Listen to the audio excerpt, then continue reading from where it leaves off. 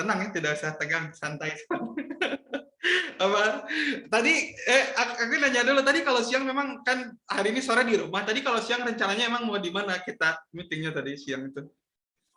Kalau di kantor sih ada sebelah itu ada ruang ruang pertemuan bisa aku pakai. Cuman Oh. per Senin kemarin itu yang gantiin aku udah datang, jadi aku mulai ngajarin, Mas. Oh iya betul, berarti mending sore sekarang ya.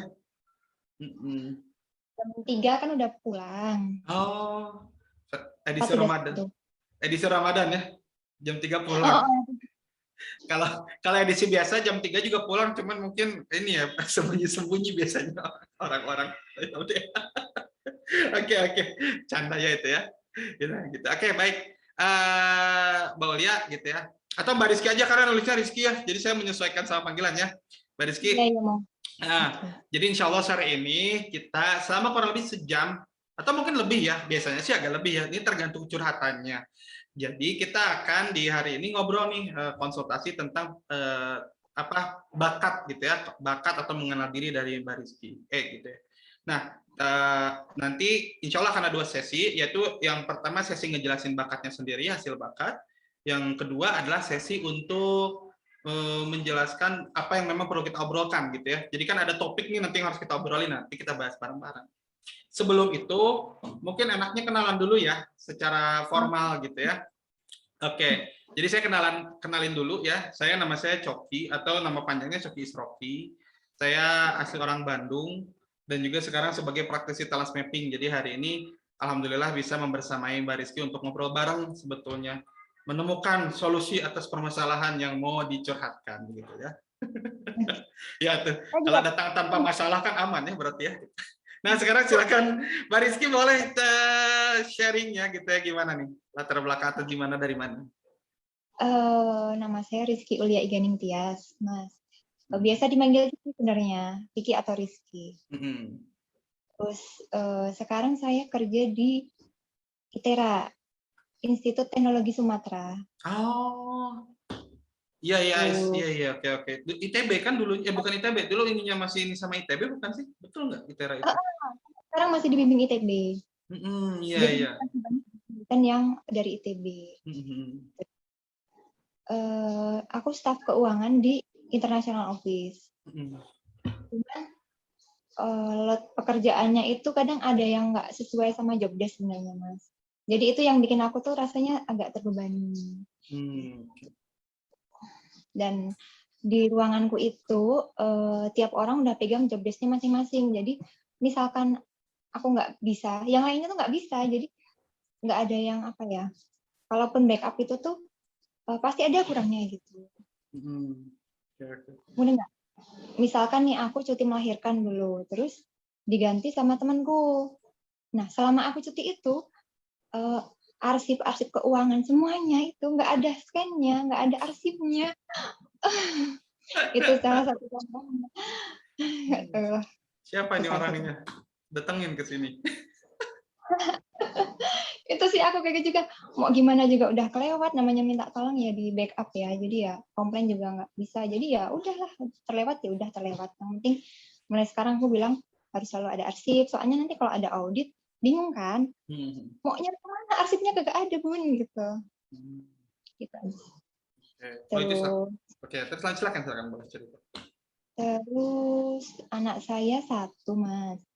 Mau umur 2 tahun. Oh, alhamdulillah.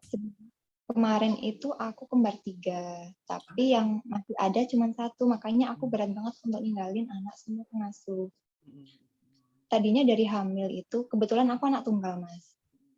Jadi orang tua aku emang overprotective. Selama aku hamil itu mereka di sini sampai kemarin Januari mereka pulang karena mamanya mamaku itu sakit. Jadi mamaku pegang uyutnya dulu. Oh, nenek ya, berarti neneknya Mbak Iki gitu ya?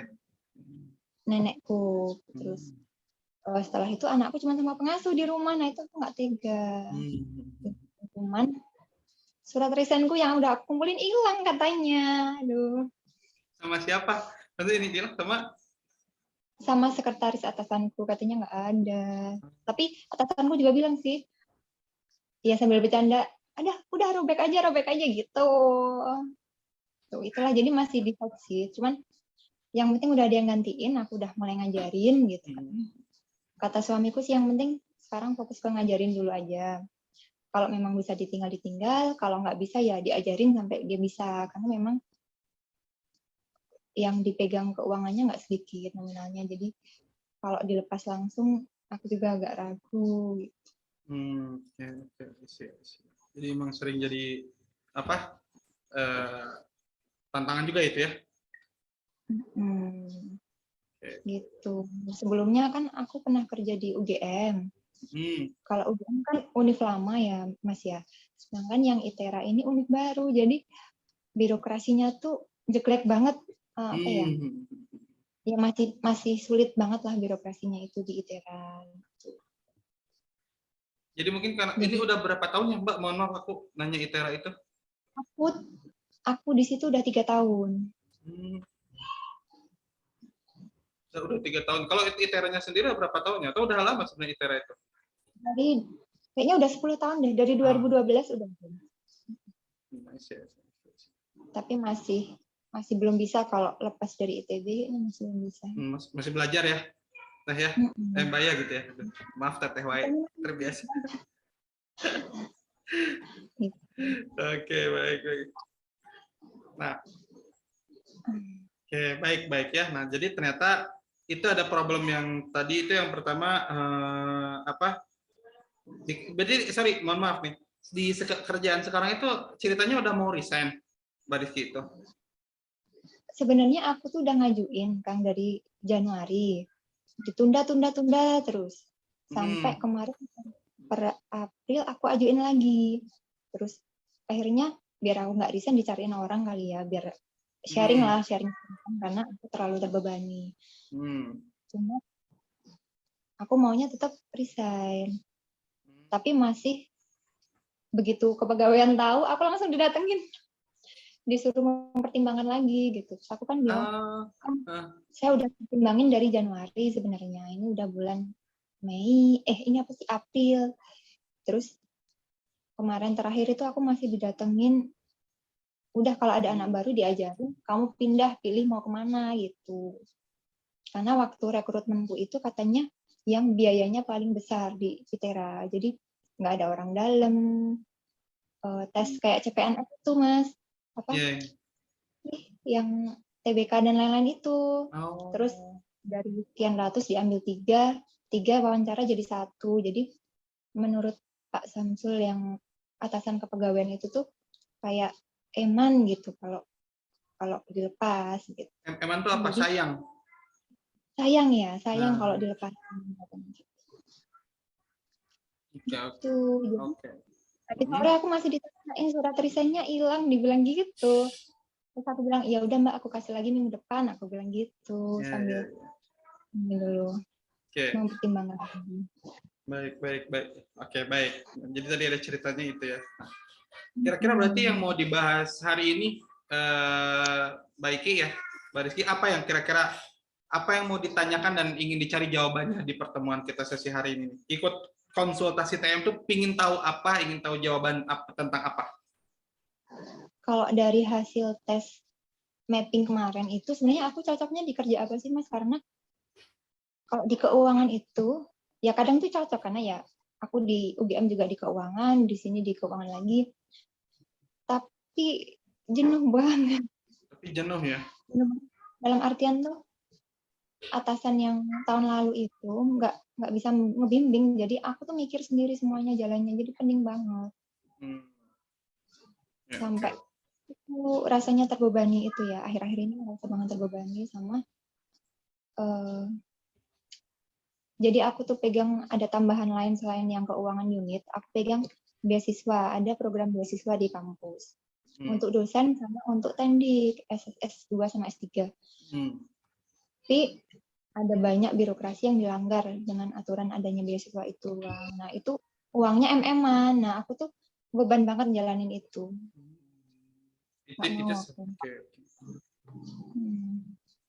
Itu apa? Sorry, lanjut. Oke, lanjut, Mbak. Nah, sebenarnya tuh aku di situ. Karena sebenarnya kan aku SDM-nya dulu ambil manajemennya SDM. jurusan waktu kuliah dulu ambilnya SDM, tapi entah kenapa aku ditempatinnya ketemunya selalu di keuangan. Mungkin aku teliti gitu. Bisa jadi, nanti kita coba cek ya gitu ya. Oke. Tapi emang senang di dunia keuangan itu? Kalau dulu di Menikmati UGM, kerjaannya nggak? Menikmati kerjaannya nggak? Jadi ini bicara kerjaannya ya, bukan lingkungannya ataupun misalnya Darus yang ditabrak, tapi ngerjain kerjaan keuangan itu menyenangkan nggak buat Mbak Iris? aku sebenarnya sih menyenangkan ya, cuman itu karena nominalnya nggak sedikit ya bebannya, jadi nggak inilah. Kebetulan juga selain kalau akunya senang aja sih oke, cuman kan faktor nggak cuma dari itu aja ya. Pekerjaan yang ini kan ketemu sama orang-orang banyak, beasiswa itu dosen-dosen yang dapat itu nggak semuanya bertanggung jawab atas uang yang mereka terima, padahal pelaksananya aku gitu. Kalau ada audit atau apa kan aku yang ditanya mas sebagai pelaksana. Untungnya selama itu belum ada audit karena masih universitas baru kan, belum ada BPK, baru ada Irjen aja. Irjen kan biasanya cuma menyarankan ya harus gimana gitu, nggak pengembalian ke negara belum ada. Tapi kalau aku melihat atas aturan yang yang dilanggar, ujung-ujungnya pasti ITERA harus mengembalikan duit-duit itu yang nggak sedikit itu, MM-an itu, entah duit dari mana, entah berapa tahun lagi saat ketahuan. Itu berarti dilematis juga kita ya. Gak nyaman ya karena megang sesuatu yang kayak ngerasa tidak benar ya. Dan di sini arsip itu masih belum jalan, jadi aku udah bilang sih sama anak-anak kalau ada sesuatu, ada orang atas nyuruh itu harus ada hitam di atas putih, tapi itu belum bisa jalan di sini. Jadi cuman atas dasar mereka atasan, mereka maunya A itu harus jalan walaupun aturan kementerian gitu. Dan nggak ada bukti di atas putihnya nggak ada. Jadi semacam lanjut Mbak. Jadi kalau misal ditanya sekarang nih, alasannya kenapa si A nggak dikasih, si B dikasih, ya kita cuma bisa jawab atas arahan Pak ini. Pak ininya udah almarhum sekarang, nggak bisa kita tanya lagi kan? Mau apa buktinya? Nggak bisa. Aku udah bilang sama teman-teman. Tapi ya sulit sih Mas di sini. Beda kalau dulu di UGM itu terstruktur banget, jadi di sini aku nyesuaiin banget. Kebayang sih ya, kebayang. Jadi sistemnya kayaknya belum rapih ya memang ya. Sistemnya masih belum tertata dengan sangat-sangat ya rapi gitu ya. Belum termanage dengan baik ya. Oke, baik. Masih on progress sih. Oh iya, masih on progress sekarang ya. Nah, malah pertanyaannya itu apakah ini kan pertanyaannya ini ya tadi ya. Apakah aku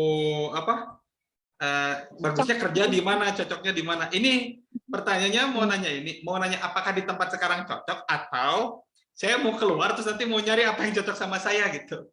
Yang kedua. Oh, yang kedua. Oke, baik ya kalau gitu nanti kita coba gali ya gitu. Tadi ini udah ada hasil tesnya. Tes apa lagi kira-kira? Ada yang mau ditanyakan lagi? Dibahas lagi atau mau diceritain boleh? Apa lagi ya? Itu aja sih, Kang. Sementara itu aja. Oke, baik. Nah, sebelum kita lanjut terkait jawabannya, kita akan coba dulu untuk ngejelasin dari hasil tes bakatnya ya. Tes bakatnya Mbak Rizky.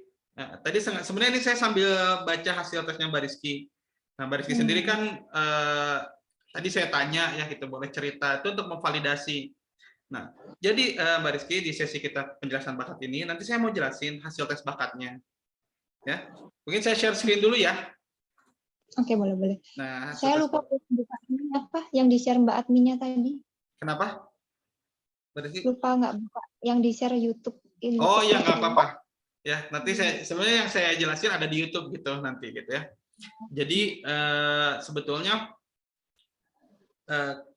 jelasin dulu tentang milih kerja ataupun nanti mau milih apa gitu atau kenapa di tempat sekarang stres, itu ada kaitannya sama bakat. Bakat itu karakter kita. Bakat itu karakter kita ya Mbak Rizky ya. Jadi ternyata setiap orang tuh punya karakternya, punya bakatnya, dan bakat ini karakternya akan membuat kita lebih nyaman seperti apa atau tidak nyaman seperti apa. Nah, kalau di sini setiap di sini dilihat bahwa kita punya 34 bakat, Mbak Rizky. Saya, Mbak Rizky, admin atau siapapun punya 34 bakat. Cuman urutannya beda-beda. Urutan ini bikin kita punya karakter yang beda sama orang lain gitu. Jadi nanti memang ada alasan kenapa kok saya nggak nyaman kerja di sini, kenapa saya nggak suka sebetulnya dengan kondisi yang tidak tersistematis begitu ya. Ini akan ada ceritanya. Nah, yang saya jelasin, ini ada dari 34 ini ada 2 Mbak yang penting itu. Yang pertama bakat kuat 1 sampai 7 dan bakat lemah 28 sampai 34. Jadi itu yang akan saya jelaskan secara umum. 7 paling atas, 7 paling bawah. Cuman bakat kuat ini perlu dipahami ya. Bakat kuat itu bukan berarti dia positif dalam dunia nyatanya, tapi bakat kuat ini bisa jadi sumber stres, bisa jadi sumber kebahagiaan, intinya netral. Cuman ini karakter yang dominan muncul karakternya. Nah, kalau bakat lemah sebaliknya, justru ini karakter yang seringkali kita hindari, gitu. Dan kalau kita lakukan, justru malah bikin kita stres. Kalau dihindari mungkin jadi tidak stres atau biasa aja. Ya. Jadi itu akan kita bahas dan ini akan ngejelasin, oh karakternya Mbak Rizky kayak gini ya. Berarti nanti kalau saya udah tahu karakter saya kayak gini, kira-kira kerjaan semacam apa yang cocok gitu. Nah, kita nanti di ending itu nggak akan bisa menjawab ini akan ada satu job ini yang paling tepat, enggak, karena kita akan mengenal bahwa oh ternyata saya cocoknya di bidang yang seperti ini. Nah, itu pilihannya nanti banyak begitu. Kurang lebih kayak gitu ya, Mbak Rizky ya. Nanti itu gambarannya, tapi akan memberikan gambaran mengerucut sesuai dengan karakternya Mbak Rizky. Baik, sampai sini ada yang mau ditanyain dulu nggak? Nggak, lanjut aja Mas. Oke ya, baik. Kita akan mulai ya. Nah, yang pertama ini namanya bakat disiplin ya. Jadi disiplin ini Mbak ya, bakat kuat nih. Jadi orang itu seneng dengan rutinitas dan segala sesuatunya terstruktur karakternya itu. Betulnya Mbak Rizky kalau benar, ya tugas Mbak Rizky memvalidasi ya. Benar nggak Mbak Rizky ngerasain kayak gitu ya? Karena kita bukan peramal, ini hasil tes ya Mbak Rizky. Gitu ya. Nah, jadi kalau karakternya Mbak Rizky ini senang dengan keteraturan, senang dengan terstruktur, rutinitas, terus senang dengan konsepnya harus sesuai atau teratur seperti yang kita inginkan. Maka kuat banget untuk menjaga keteraturan, powernya. Nah, dalam urusan hidup sehari-hari secara waktu teratur, secara kerapihan juga rapi ya, tertata gitu ya. Senang kalau segala sesuatunya ya tertata dan rapi, terstruktur. Makanya justru ketika kondisinya itu nggak terstruktur, nah itu bikin bete, males gitu, atau nggak nyaman, bikin stres. Nah itulah yang terjadi sekarang di ITERA. Itu kenapa waktu di UGM, Mbak Rizky mungkin nyaman karena memang sudah terstruktur, udah ada sistemnya ya, betul ya? Ya, betul. Cuman pas di ITERA itu nggak terstruktur, Mbak. Gitu. Ya, walaupun sebetulnya di ITERA memang lagi on progress ya. Cuman ya itu dia, berada pada kondisi yang belum ada sistemnya, itu sangat berat buat Mbak Rizky gitu. Apalagi yang tiba-tiba bisa besok ganti, besok ini kok nggak sesuai sama tidak tertata gitu ya. Nah, jadi Mbak Rizky memang itu yang jadi salah satu penyebab kenapa nggak nyaman dengan lingkungan kerjanya, bukan dengan kerjaannya. Gitu. Kalau kerjanya udah bagus, karena memang namanya keuangan perlu kedisiplinan. Begitu kan? Ya. Teratur. Nah, itu udah cocok tuh kerja-kerja seperti itu gitu. Cuman lingkungannya ini bikin gak nyaman. Oke ya. Itu disiplin. Boleh kalau ada komentar silakan. Ada? Iya sih, kadang aku terlalu ini tiap ngajuin tuh pasti aku ini dulu. Pagi tuh aku datang, aku nulis dulu apa yang aku kerjain hari ini ya gitu. Gitu. Nanti yang udah aku centang, yang belum mana buat besok aku tanggalin gitu. Nah, itu benar tuh. Cocok. Jadi ternyata disiplin sesuai ya. Nah, si bakat disiplin ini perlu dibahas ya karena ini berpengaruh banget sama kenyamanan dalam tempat kerja. Bakat disiplin ini sangat penting ya, bisa mengatur kendali atas kondisi yang terjadi sebetulnya. Kalau dia ingin bisa leluasa ya, gitu. Kalau dia nggak berada di sistem yang tidak sesuai, maka dia harus bisa mengendalikan kondisi itu. Cuman yang jadi problem adalah kondisi ini berat sebetulnya. Karena kalau ingin gitu kan kita harus belak-belakan, kayak misalnya ke atasan ya, Pak mohon maaf nih, ini kayaknya nggak ada rules-nya, atau misalnya kita bikin surat pernyataan permintaan gitu. Kita yang bikin rules itu gitu. Bisa aja sebetulnya. Gitu. Jadi nggak sekedar asal kita mengikuti gitu ya. Nah, cuman ada tantangannya nih. Nah, saya loncat sedikit ke bakat lemah ya, Mbak Rizky ya. Nah, ini ada kaitannya nih. Ada namanya yang nomor 32 namanya komen, Mbak. Komen ini ya, kalau bicara tentang komen itu sebetulnya orangnya tuh senang sekali untuk mengendalikan situasi atau mengambil keputusan. Jadi berani gitu biasanya itu. Gitu. Biasanya juga karakternya tegas, kadang keras kepala, kadang suka menekan kalau ditekan, kadang juga misalnya tuh senang memegang kendali, berkonfrontasi konflik biasanya gitu. Nah, yang jadi problem adalah komennya di bawah. Jadi karena komennya di bawah, ketika ada sesuatu yang tidak sesuai harapan dan sebetulnya kita bisa menyampaikan, mungkin seringkali kita menghindari karakternya. Gitu. Akhirnya kita ngikut aja gitu. Dan itu yang membuat kadang-kadang kondisinya jadi nggak ya jadi seperti itu gitu. Jadi tidak sesuai harapan karena akhirnya tidak ada yang meluruskan si kondisi ini gitu. Nah, itu dari hasil tesnya ya. Bener nggak kira-kira Mbak Rizky gitu? Iya sih, soalnya atasanku yang kemarin itu, Mas, itu kalau ada masalah, karena beliau kan di ITB ya, jarang kesini, apalagi kemarin pandemi. Aku disuruh nyelesain sendiri dong, Bun. Aku disuruh ketemu buka biro sendiri, disuruh nanganin masalahnya sendiri. Cuman kan aku yang sebagai bawahan ini kan minta arahan si Bapak ya. Bapak, ini ada ini harus gimana saya. Terus oke, wassalamualaikum gitu doang jawabannya. Silakan langsung ke ini atas nama saya. Ya kan nggak bisa saya langsung ke buka biro. Ibu halo kayak temen aku kan nggak mungkin. Jadi emang 2 tahun kemarin tuh kayak kehilangan arah gitu loh, Mas. Salah satu contohnya adalah boleh silakan gimana? ITERA itu masih satker. Unitku itu belum ada OTK. Terus 2019 atasanku nggak bisa digaji. Minta gaji sama aku staf keuangannya. Itu salah satu contoh. Dan itu nggak bisa di LPJ-in. Jadi aku bikin entah gimana caranya itu bisa bayar dia 1 tahun puluhan juta itu. Itu cuman kan masih ada Pak Samsul yang baik hati itu sebagai bendahara masih bisa ngarahin ya. Kalau atasanku malah nggak mau tahu soalnya. Dan sampai sekarang pun yang nahan aku ya Pak Samsul itu yang sekarang pindah ke kepegawaian. Dia udah nggak jadi kasubag kepegawaian pun kemarin masih bilang, kita sebagai sesama staf ya Ki ya, saya rasanya sayang kalau mau melepas kamu gitu, masih sampai detik terakhir tuh bapaknya yang ngasih ini. Karena waktu itu yang nyeleksi kan pas masa bapaknya ya, jadi dia ngerti lah. Dia juga ngerti gimana aku pusingnya dulu muterin uang itu biar ngasih atasanku sendiri, aku yang staf. Masih anak baru cuy. Terus kita malah harus ngegaji ya gitu ya. Masih gaji. Jadi bapaknya kadang nyindir, oh belum ada ya ini ya Ki ya gitu. Maksudnya bapaknya nggak mau loh nyelesain, ini loh saya harus kemana, saya temuin ini, Kiki tinggal gini. Tapi nggak mau, bapaknya nggak mau tahu. Ngapain saya ke sana bilang gitu. Mau nggak mau akulah yang mikir, aku tanya teman-teman, ya aku tahu nggak bakal ada jawaban juga sih aku nanya walaupun aku tanyain pun. Jadi ya udah jalanin aja. Cuman kan itu udah terlewat ya. Cuman sampai sekarang masih begitu itu. Maksudnya Bapak nggak pernah mau tahu gimana masalah yang bawah-bawah. Cuman nanti kalau ada nama baik, itulah punya Bapak. Gitu. Cuman pusing-pusingnya beliau nggak pernah tahu. Baik ya. Nah, ya jadi itu salah satu kendalanya karena memang ada komennya di bawah ya. Ya tadi seperti saya bilang ya. Jadi kita emang sedikit berat sebetulnya untuk bicara itu. Nah, sebenarnya kalau ngakalin ini ya Mbak Rizky ya, ada 2 biasanya. Kita melatih diri untuk lebih berani walaupun itu nanti akan menyerap energi besar.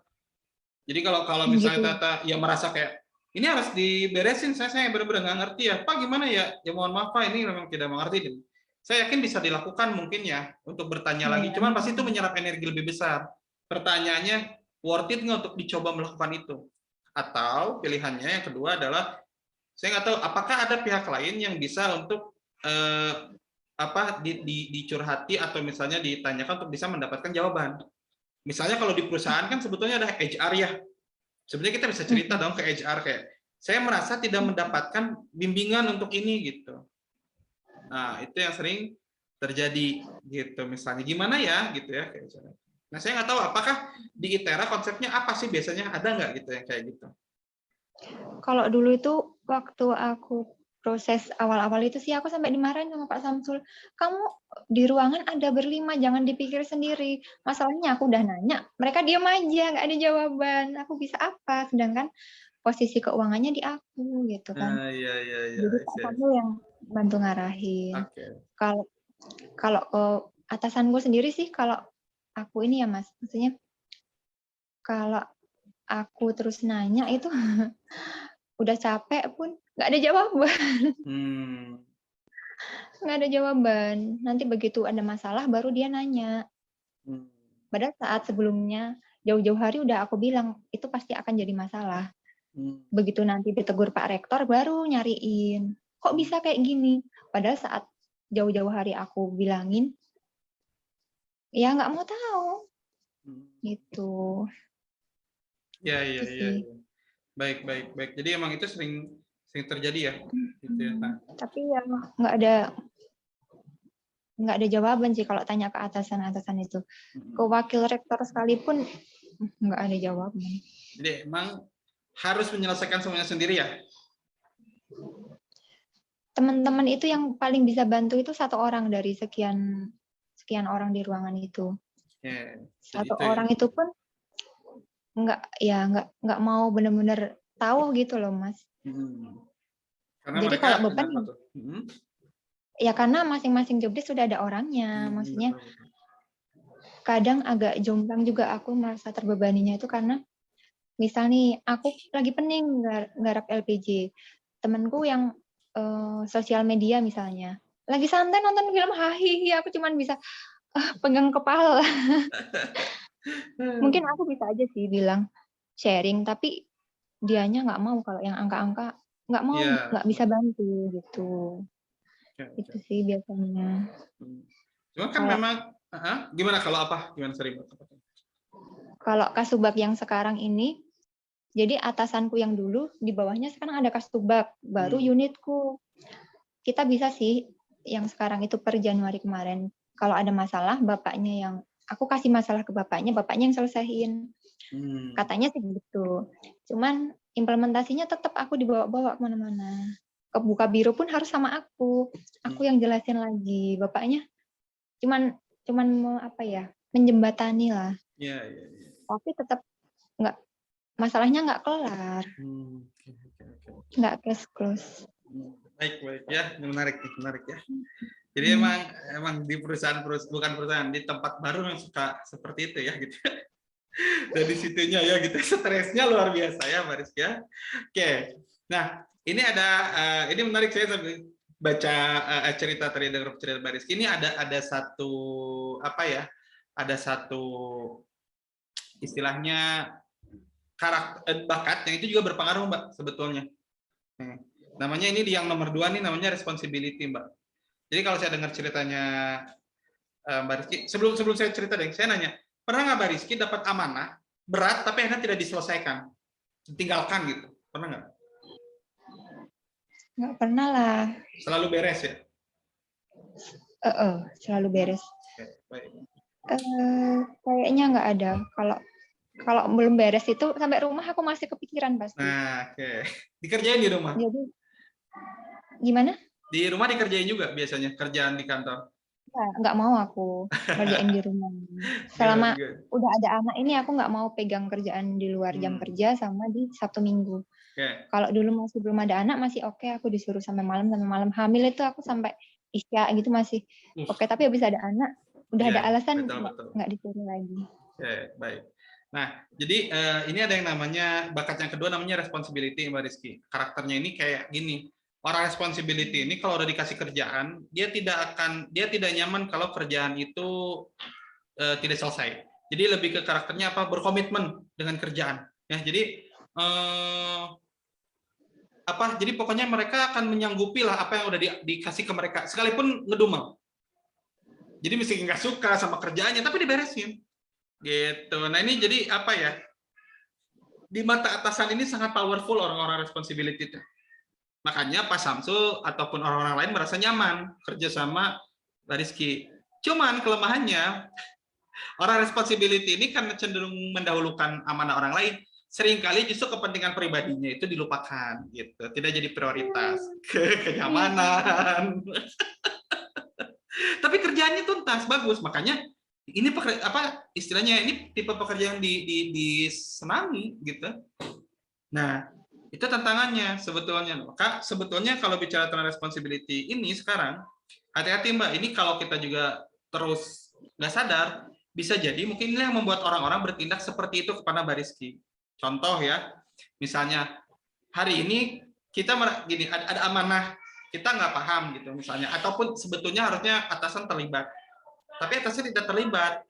Dan kita karena sudah punya responsibility, merasa ini harus diberesin lah, nggak apa-apa, saya berdarah-darah dan lain-lain sampai selesai gitu, saya lelah dan lain-lain. Yang dilihat atasan apa? Oh beres ya kalau saya kasih, ya udah saya kasih lagi aja gitu. Betul, betul. Kalau saya jadi atasannya, beres tadi kasih juga. Ya ini yang paling di WhatsApp cuma ngedumel sedikit, ternyata saya gituin juga tetap berjalan dengan baik. Nah itu yang membuat atasan jadi terbiasa begitu. Jadi karakter kita pun, pribadi kita, respon kita itu juga membiasakan atasan kita untuk akhirnya terus-menerus melakukan hal seperti itu. Begitu. Kan kalau misalnya memang gini ya, kalau dia memberikan sesuatu di luar job desk dan itu berat sekali, misalnya, ataupun memang tidak bisa kita lakukan, kita harus fair juga bilang, ini tidak bisa dilakukan oleh saya gitu. Cuman argumennya harus jelas. Begitu. Kecuali dia memang punya arahan untuk ya pikirin sendiri misalnya gitu ya. Ya itu kembali ke kitanya, apakah pola pekerjaan seperti itu memang mau diterima atau tidak, begitu. Pola yang harus selalu semuanya mikir sendiri. Karena memang kalau bicara perusahaan ya gitu ya ada aja kita tempat kerja yang memang hampir seperti itu gitu. Gitu. Jadi itu kondisi itu memang selalu ada, kadang-kadang seringkali ada. Iya sih, aku dulu di UGM juga ngerasa terlalu ini. Jadi setelah saya resign itu, sebelum resign itu aku pegang 2 job desk, walaupun masih pegawai kontrak kan Mas di sana. Saking mungkin dikiranya itu ya bisa gitu kan. Aku pegang uang cash, pegang pelatihan. Setelah aku keluar, pelatihan ini dibagi di 8 orang. Ada yang nerima tamu, ada yang proses saat pelatihannya, ada yang fotografernya, ada yang pesan konsumsi. Tadinya satu itu aku. Sambil lari-lari pegang kas unit juga. Tuh. Makanya waktu ini kan aku resign, aku ajuin ini digantinya 2 orang biar pekerjaanku tuh dibagi 2. Takutnya kalau 1 orang stres ntar yang gantiin. Aku bilang gitu ke kasubagku itu. Oke, baik. Terlepas dari nanti bahasan bakat, kenapa kalau begitu Mbak Rizky kalau sekarang nggak ngajuin untuk tambah orang, kenapa? Atau udah pernah? Kalau kemarin itu Januari sebenarnya aku ngajuin kalau memang nggak ini ya tambah orang, tapi ternyata sama kepegawaian nggak diproses-proses. Ya udah aku ajuin lagi aja kan kemarin resignnya. Udah kalau nggak ditambah orang ya udah aku resign aja. Begitu aku ngancam resign lagi barulah dicariin benar. Ada orang tambahan ini. Ada orang tambahan. Oke, udah berapa lama dia orang tambahan ini? Baru dari Senin kemarin? Baru dari Senin. Baru dari Senin. Siap. Gitu. Cuman dari 2 orang baru masuk 1 Mas. Yang satunya lagi katanya Mei. Nah aku nggak tahu nih kalau tak tinggal. Ya nanti lihat dulu sih bisa nggak tak tinggal. Aku nggak begitu yakin. Oke, baik Mbak Rizky sebentar ya. Ini istriku ada, aku ngasih sesuatu dulu ketinggalan. Bentar ya, Mbak Rizky bentar. Ya. Ih, so sweet-nya.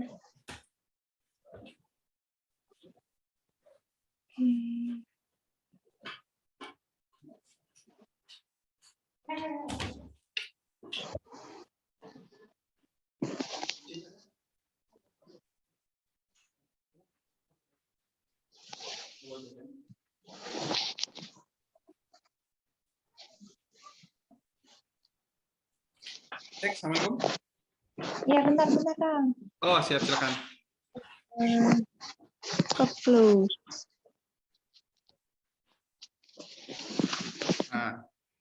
Mohon maaf ya, potong ya.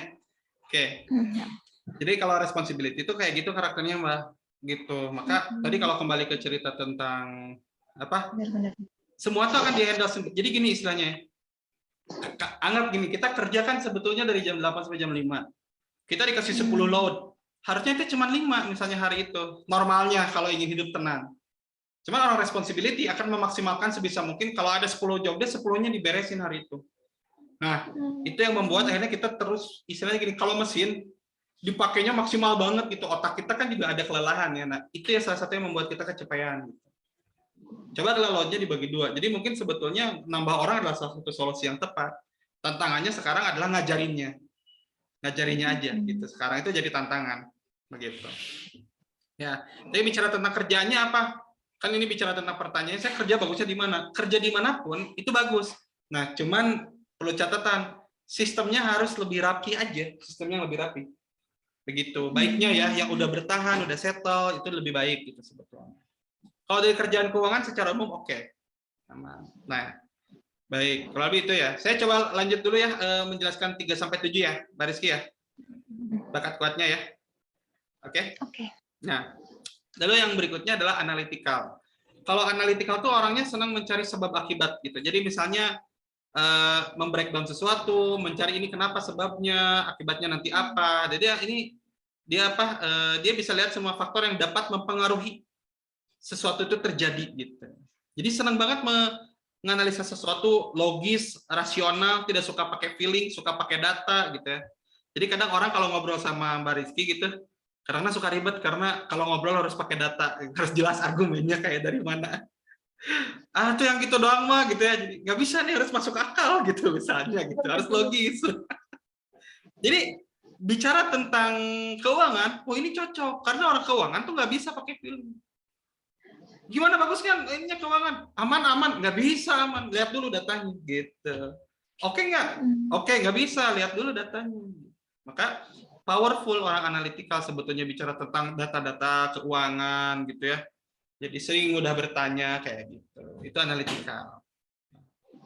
Nah, sampai sini dulu silakan. Kalau itu sesuai atau gimana? Kita ada komentar? Iya sih, kata teman-temanku aku terlalu serius. Soalnya mikirnya jauh. Mikirnya kayak ini banget ya. Apa namanya tuh kok? Nah, itu memang karakternya gitu. Ada orang-orang yang pakai feeling tapi nggak bisa. Kalau Mbak Rizky itu, wah nggak bisa. Kalau saya itu harus sesuai gitu dengan argumen, harus jelas gitu. Oke ya. Jadi itu itu karakternya gitu ya. Di kerjaan sekarang oke. Nah, berikutnya adalah konsistensi. Konsistensi itu artinya orang yang senang sekali mematuhi peraturan. Jadi dia ini karakternya gini, senang untuk melakukan sesuatu ya secara adil kepada semua orang, begitu. Nah, jadi intinya dia tuh harus punya aturan yang jelas dan ini harus ditegakkan oleh semua orang. Ketika kondisinya itu tidak sesuai aturan, ketika ada orang-orang yang diuntungkan, boleh ada silakan. yang Silakan.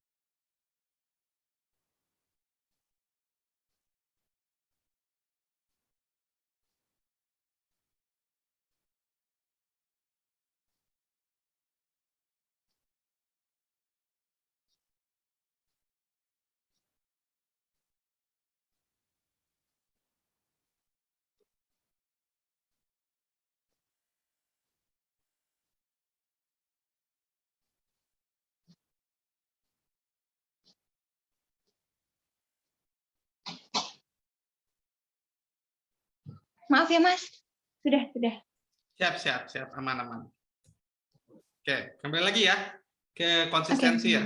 Nah, kalau orang konsistensi butuhnya adalah aturan yang jelas, perlakuan yang sama gitu kan, tidak adanya orang-orang yang eksklusif atau diuntungkan gitu. Jadi lebih senangnya punya rutinitas ya yang terprediksi, lalu juga senang untuk memperlakukan orang secara sama gitu. Jadi jangan ada yang dibeda-bedain. Maka yang penting kalau bicara tentang tempat kerja yang bagus kayak gimana, yang memang ya ada rules, teratur, jelas gitu. Ketika tadi kondisinya kayak tadi, peraturan-peraturan tapi nggak dijalankan, tapi kadang ada aturan yang kok gini gitu, kok nanti bisa melanggar aturan, kok tidak sesuai sama apa yang kita sepakati atau tidak sesuai dengan value. Nah, itu akan sangat berat gitu, Baiki. Sangat berat itu. Jadi sebenarnya kayak di ITERA ya kondisinya misalnya, bukan karena ITERA-nya, bukan karena kerjanya, tapi karena bagaimana orang-orang di sekitar Mbak Iki itu, nah, gitu. Kecuali Mbak Iki tutup mata gitu. Tapi kan nggak mungkin ya, karena itu kelihatan kan orang keuangan kan gitu ya karakternya. Jadi itu jadi tantangan, dan itu jadi beban yang berat buat Mbak Iki, dan itu jadi sumber stres. Iya, baru tadi siang aku debat sama temen. Gimana katanya? Iya, maksudnya mbaknya bilang univ ini itu udah PTNBH, terus ada beberapa dosen yang daftar ke situ. Syarat dari beasiswa itu kan harus PTNBH univnya, Mas. Mohon maaf, PTNBH itu apa? Berbadan hukum, misal berbadan UGM. hukum, oke ya, siap. Gitu. Nah, ada beberapa itu yang belum PTNBH. Gitu. Terus aku tanya, kalau kedepannya bermasalah gimana? Ya, gimana ya? Dulu disuruhnya Pak Rektor gitu. Terus aku bilang, Mbak, kita nggak ada bukti loh. Pak Rektor nyuruh, kita tanyain udah nggak bisa, Bapak udah almarhum. Aku bilang gitu kan. Nggak ada hitam di atas putih. Kita kalau jelasin ke orang yang sekarang, mau kata-kata, ya kata-kata dasarnya apa? Aku bilang gitu. Padahal itu udah berjalan, mau gimana? Mau disetop? Nggak mungkin, uang udah ditransfer. Kalau dipertanyakan, nggak tahu, nggak ada jalan keluarnya jadinya. Nah, itulah karakternya orang analitikal ya. Perlu ada argumen jelas, data dan bukti. Nah, tapi itu bakat itu bisa dipakai, Mbak. Maksudnya kayak gini. Justru pertanyaan itu jangan stop, Mbak. Ya, kan tadi pertanyaannya harus gimana kalau nggak ada gitu kan. Jangan di stop sampai situ, ya lanjutin. Ya harus gimana berarti kalau nggak ada gitu. Kalau memang mau mencari jawabannya gitu. Dilanjutkan, berarti harusnya kayak gimana dong? Ya benar tuh pertanyaannya. Nah, jangan stop sampai di situ, akhirnya pergi gitu. Dilanjutkan. Ini bukan masalah tentang ngejawab itu, tapi maksudnya sebagai seorang analitikal, apalagi bicara tentang keuangan, apalagi kita sering diberikan sebuah permasalahan ya, yang mungkin akhirnya kita harus mencari sendiri. Nah, jangan stop sampai ya harus gimana lagi, tapi ya harus gimana lagi, dilanjutkan pertanyaan itu gitu. Nah, kita menganalisa. Yang membuat analitikal ini semakin kuat, Mbak ya, sebetulnya orang analitikal ini punya kemampuan untuk cari solusi. Cuman dia perlu menambah wawasan ataupun orang untuk ditanya. Itu, Mbak. Makanya tadi saya bertanya, ada nggak untuk curhat, untuk ngobrol. Tapi bukan sekedar curhat masalah, bukan, Mbak. Tapi emang dia ditanyakan untuk bisa mencari solusi dari problem itu. Nah, yang jadi masalah adalah di tempat, tidak semua tempat, mungkin tempat kerja punya orang yang bisa memberikan jawaban. Gitu. Apalagi ketika tempatnya baru kayak gini, Mbak, ITERA. Antara kita harus gimana? Karena aku gimana? Wakil rektor aja aku sampein kan, ini tuh kok kayak gini gitu lah, maksudku. Kenapa nggak di stop aja, kita screening lagi? Kata bapaknya, apa sih dulu bilangnya ya? Negatif jadi positif katanya gitu. Karena udah telanjur ya udah lanjutin aja nanti. Gitu. Jadi kalau udah level di bawah rektor aja udah begitu, ya aku yang staff bisa apa gitu. Ada jalan keluar. Iya. Ya, jadi emang pilihannya biasanya kalau gini antara ya kita menjalani ini aja dengan kondisi yang ada. Ya kalau emang kitanya tidak berada pada posisi yang bisa mengubah ya. Atau pilihannya memang kita mencari tempat yang lain gitu. Gitu. Karena emang ya kita menunggu aja sampai ada orang yang mampu mengubah ini, Mbak, gitu. Kalau biasanya kayak gini ya, kayak kondisi kayak gini, mungkin menunggu rektor yang akan memberikan perubahan bisa gitu. Karena kan kalau rektor biasanya mengganti wakil rektor semua, staf yang justru nggak akan tergantikan biasanya. Ya nggak, justru kalau rektor ini akan mengubah sistem. Cuman ya itu dia. Jadi kalau berharap ada perubahan, ya mungkin nunggu rektor. Biasanya per berapa tahun kan 5 tahun ya. Ini pas tahun ini ganti. Nah, biasanya kayak gitu. Ya, paling setelah rektor ganti ya setahun, terisa perubahannya gitu kan. Kayak Ya. gitu. Sebenarnya sih ini udah mending sih Mas, karena udah di stop yang tahun ini. Ceritanya panjang. Ya. Aku ngerasa keberatan ngerjain, terus aku bilang ke Kasubag Perencanaan, Bapak, ini bisa nggak di stop? Akhirnya bapaknya ngubungin Buka Biru sampai dirapim. Akhirnya di stop yang tahun ini, jadi cuman yang 2 angkatan tahun lalu aja. Jadi cuma lanjutin aja, nggak usah ada yang baru loh. Ini udah bermasalah. Jadi yang akhirnya yang keputusannya tahun ini di stop. Nah, sudah gitu. Masih mending. Jadi anggaran yang 2022 bisa dipakai yang lanjutan ini aja lah nyelesain gitu. Ya, itu salah satu apa ya, itu power tuh, kekuatan di analitical ya Mbak Rizky gitu. Karena bisa menganalisa itu apa yang harus dilakukan. Jadi emang itu powernya sesuai. Jangan lanjut ke yang bakat 4 tuh konsistensi, tadi bicara tentang yaitu tadi ya, kalau ada kondisi kayak gini yang tidak teratur ya itu akan bikin kita agak sedikit stres, Mbak. Apalagi kalau ada yang orang diuntungkan atau tidak menjalani peraturan gitu. Nah, itu akan membuat kita stres. Begitu, itu konsistensi kayak gitu. Nah, jadi lingkungan kerja juga berpengaruh ya Mbak ya, gitu. Selanjutnya nomor berapa? 5 ya. Nah, ada yang namanya itu relator Mbak. Relator itu sebetulnya karakternya itu senang bersahabat, relator itu. Jadi lebih ke apa istilahnya ya? Dia itu senang banget untuk bersahabat, memelihara hubungan. Jadi dia senang banget kalau udah punya hubungan dengan orang lain itu dijaga, gitu ya. Dan kalau mereka sampai punya musuh, yaitu bete banget orang relator itu. Dia orang relator itu kuat untuk berelasi sama orang lain. Jadi dijaga hubungannya biar tidak ada konflik, tidak ada masalah begitu. Jadi seringkali salah satu alasan kita mengambil keputusan adalah melihat ini tuh nanti hubungan saya sama orang lain akan terganggu atau enggak ya, gimana ya, gitu. Nah, itu sih senang banget berinteraksi sama orang juga gitu. Itu sih salah satunya ya, gitu kurang. Begitu nggak Mbak kalau relator?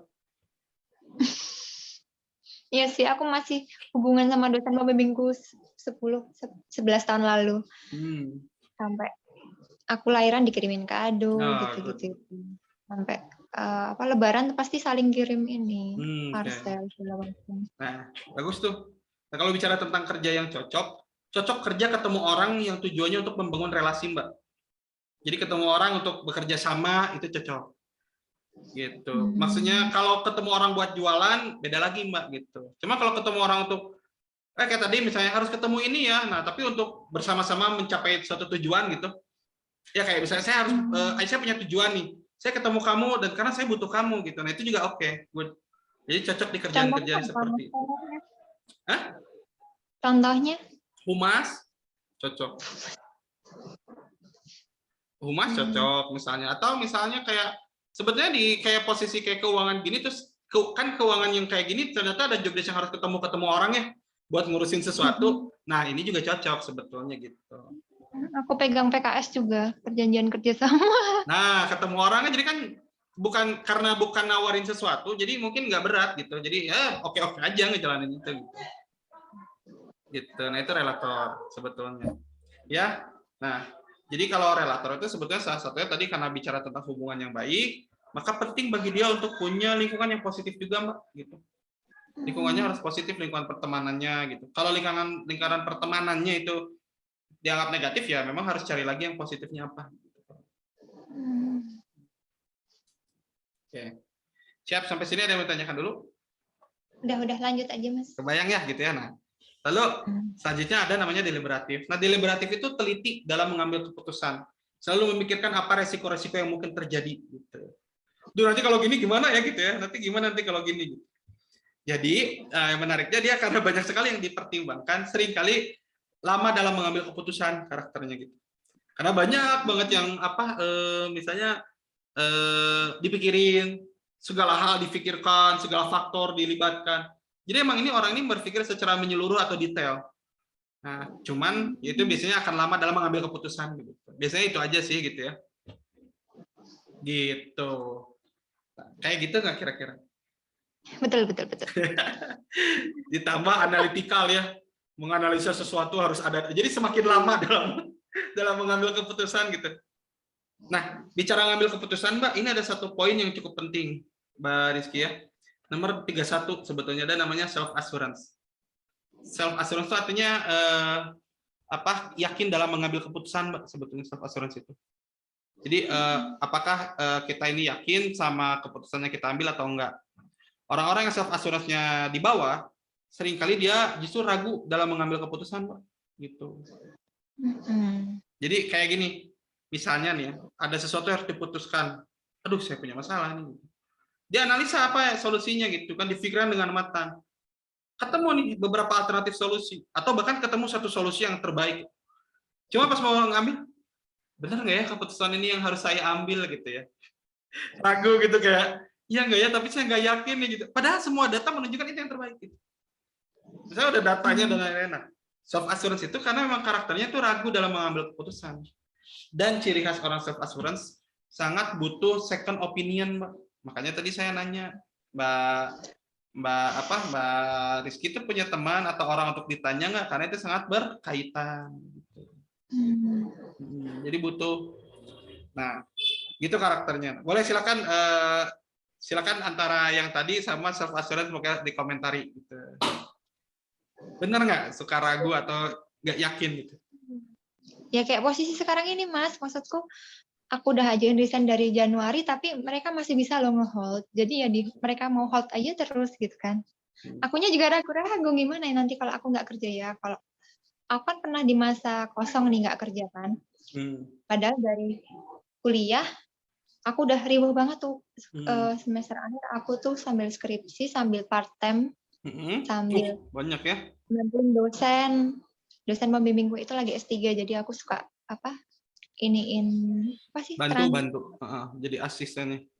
Bahasa Indonesia apa namanya? Translating jurnal. Ya. Terus saking dekatnya kadang aku suruh nginep nemenin dia gitu-gitu itu. Jadi riba banget dulu. Jadi begitu aku resign dari UGM itu aku jadi emosian banget ke suami. Karena antara jenuh, antara stres ya. Belum ada anak, ditanyain terus kan sama keluargaku, sama keluarga dia juga nanyain terus. Jadi kayak ya stres banget sih. Iya. Jadi masih ragu kalau aku resign, nanti kalau aku jadi emosian ke anakku gimana gitu. Takutnya sih itu. Karena pasti kan ada masa dari tiba-tiba pagi udah sibuk, di rumah nggak ngapa-ngapain itu kan pasti kaget. Betul. Masanya proses itu, baris ya, masih jadi problem. Ya jadi, bicara tentang tadi ya, kalau misalnya keraguan tuh, nah itulah pentingnya memang perlu support system, terutama dalam mengambil keputusan. Jadi hal-hal kayak gini misalnya, resign atau enggak gitu, itu yang perlu didiskusikan bareng. Siapa misalnya salah satunya sama suami. Nah dalam konteks ini kan kita as a partner ya, gitu sebagai partner dengan suami harus didiskusikan termasuk konsekuensi yang mungkin terjadi kayak yang tadi disebutin. Aku kalau nanti habis ini gimana ya gitu ya. Nah, itu nanti ngobrol sama suami biasanya salah satunya. Karena orang-orang self assurance itu biasanya memang perlu teman diskusi dan perlu teman yang bisa ngasih saran. Gitu. Mana yang tepat? Menguatkan lah. Ya. Nah, jadi itulah karakternya gitu. Jadi mungkin juga yang membuat ketika tadi ini nggak jadi ragu resign atau enggak ya gitu ya. Padahal saya kira ada jawaban realnya apa yang harus dilakukan baris gitu antara resign beneran atau tidak gitu ya. Coba ada keraguan dan ketidaknyamanan untuk keluar gitu ya. Nanti kita bahas dari belakangnya gitu ya bagusnya gimana. Nah kalau yang terakhir ada namanya empati. Empati itu mampu merasakan apa yang orang lain rasakan. Jadi biasanya kalau bahasa kita itu namanya baper. Sensi ya? Bukan sensi ya? Bukan sensi. Jadi kita bisa merasakan apa yang orang lain rasain tanpa kita bisa ngebayangin apa yang dirasakan. Jadi kita lihat orang lain kayak kayaknya sedih banget dia gitu, kayak berat banget. Atau nanti kalau saya gini kayaknya orang itu akan komentar apa ke saya, kayak dia bakal kecewa deh sama saya gitu. Jadi kita bisa peka terhadap apa yang mungkin orang lain rasakan gitu Mbak. Padahal orang lainnya nggak ngomong. Nah, kadang-kadang ya, jadi kesannya kita jadi kadang-kadang apalagi orang yang tidak suka konflik ini ya. Kalau orang tidak suka konflik ditambah punya empati sehingga kadang-kadang belum apa-apa nih konflik belum jadi udah kebayang kayaknya nanti berkonflik udah deh gak jadi gitu. Saya nggak ngambil keputusan ini deh karena takutnya nanti ada konflik. Nah, itu yang kadang jadi problem gitu. Tapi overall orang empati sebenarnya powernya apa? Nah, apa dia itu sebetulnya karena bisa membayangkan seringkali jadi kalau orang lain atau pihak lain yang dia lihat itu bisa dengan mudah ditebak perasaannya. Terutama kalau sekarang udah punya anak yang baik. Nah, bisa lihat anak-anaknya kasihan nih butuh orang tua dan lain-lain itu dirasakan walaupun anaknya itu nggak ngomong gitu. Jadi orang-orang empati itu ya secara umum, secara pribadi dia orangnya bisa bukan menebak ya, bisa membaca apa yang dirasakan orang lain. Sehingga kita bisa memberi respon yang tepat gitu. Gitu. Begitu nggak Mbak kira-kira? Aku pernah nanyain temanku, aku WA kan, kenapa kok mukanya kayak gitu? Terus ternyata dia lagi proses cerai. Nah, Terus akhirnya keluar. Terus hmm. dia cerita, tapi cari tempat yang sepi gitu kan, keluar ruangan dulu. Di pojokan itu kan baru dia cerita. Aku gitu. Pantesan mukanya kayak begitu. Iya. Pagi-pagi gitu ternyata. Habis dari ini. Good. Nah, itu sebenarnya karakternya orang empati, Mbak gitu. Kalau ini kalau bicara dalam pekerjaan, ya biasanya itu lebih ke bagaimana gaya kerja kita nanti gitu. Seringkali kita kalau misalnya melihat sosok orang lain tuh dengan mudah bisa membaca apa yang dia rasakan dan ya itu tergantung kita mau diapain kemampuan itu. Ya mau sekedar cuma jadi info aja kita kayak atau misalnya kalau punya tim, biasanya kita bisa lihat kayaknya tim saya nih kecapean deh gitu. Sehingga kita bisa ngasih respon yang baik atau teman saya, partner saya kayaknya kelelahan. Nah, itu kita bisa ngasih respon yang baik gitu kalau orang empati. Begitu. Oke. Nah, itu kurang lebih bakat kuatnya ya Mbak Rizky ya. Nah, gimana? Secara overall sesuai nggak sama kepribadiannya Mbak Rizky? Kadang akhir bulan aku jajain teman-teman karena mereka lemah. Puasanya kelamaan. Puasanya kelamaan ya gitu ya gitu. Oke, ya good. Nah, itu tadi contohnya ya. Bukan contoh, itu tadi beberapa bakat kuat. Nah, kalau bakat lemah ada beberapa yang memang ini jadi problem ya, Mbak ya. Tapi ada beberapa yang nggak jadi problem. Saya bahas secara singkat aja. Itu apa sih? Nah, Bu ya, nanti saya jelasin ya. Yang pertama adalah competition. Yang 34. Competition itu artinya senang berkompetisi, Mbak. Nah, jadi kalau bicara tentang senang berkompetisi, artinya apa? Dia itu kalau lihat orang inginnya bersaing gitu. Cuman karena kompetisinya di bawah, jadi nggak terlalu senang bersaing. Jadi nyantai lah hidupnya gitu. Maksudnya lihat orang sukses maju ya udahlah gitu, santai aja kita. Kita juga bisa masing-masing. Nggak usah dibikin lomba-lomba gak penting gitu, nggak usah diadu-aduin.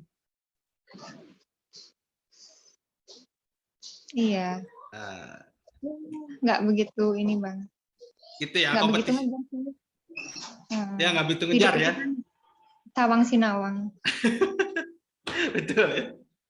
Nah, yang kemarin talent mapping. Suamiku tuh Bang. Oh iya tuh ikut ada yang couple juga ada loh. Oh boleh ya? Ada couple yang khusus tapi biasanya itu rumah tangga misalnya. Kalau mau ditemenin sama suami boleh misalnya kita penjelasannya. Tapi biasanya kalau pasangan masing-masing dites dulu, diobrolin dulu kayak gini nih. Nanti habis itu ngobrol bareng kalau memang ada yang pingin diobrolin gitu. Gitu. Boleh siapa tahu nanti mau ya. Gitu ya. Monggo lanjut. Oke. Nah, kalau competition gitu tidak suka bersaing. Jadi kalau dibanding-bandingin kadang malas justru.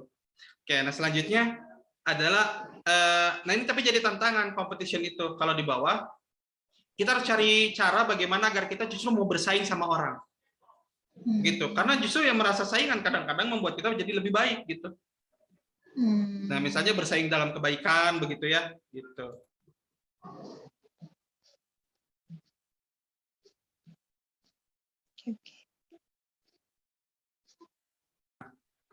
Nah, terus bicara tentang activator sekarang lanjut ya. Kalau activator itu dia itu spontan orangnya. Apa-apa langsung dikerjain. Cuman karena activatornya di bawah, jadi justru nggak spontan. Sering menunda-nunda. Jadi seringkali ada yang harus dilakukan, tapi dia menunda ke belakang, entah dibikin aja alasannya apa. Nah, ya itu kurang lebih lah.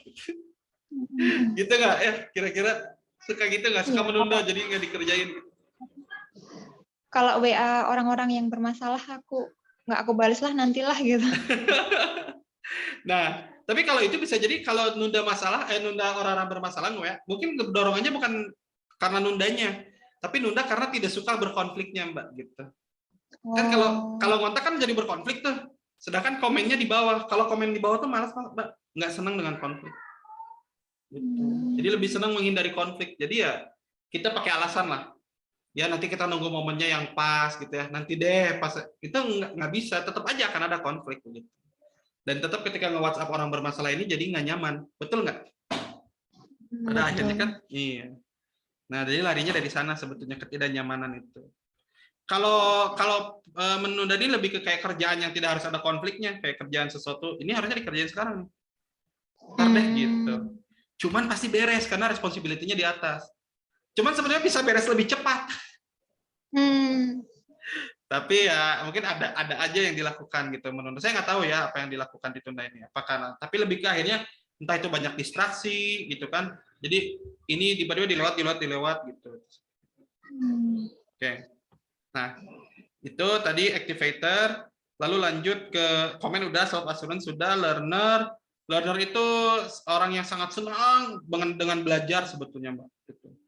Jadi dia tuh apa namanya, pembelajar lah gitu ya, senang banget untuk terus berkembang. Tapi kalau